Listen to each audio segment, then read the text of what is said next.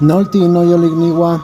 En esta ocasión, en el espectro de significado del náhuatl, vamos a estudiar el tonal mashotl y los 20 tonales o glifos del calendario azteca tonal mashotl. Entonces vamos a empezar con Zipatli, de ahí partimos a Hecatl, Cali, Cuetzpalin, Coatl, Miquixtli y seguimos hasta llegar a 13 Acatl, y a partir de ahí comenzamos a contar otra vez 1, 2, 3, 4.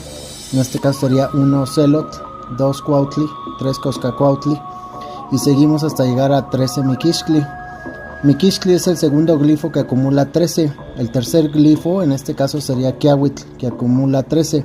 Bien, vamos a encontrar un patrón, puesto que Malinali es el cuarto glifo que ocupa la trecena, y observaremos que las trecenas entonces se acumulan conforme a las manecillas del reloj. En este caso Coatl, el